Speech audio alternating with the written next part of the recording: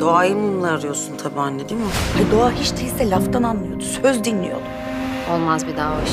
Hadi gel. Burada biri şanslıysa o ben değilim. Fatih. Benle evlendiği için o statü atladı.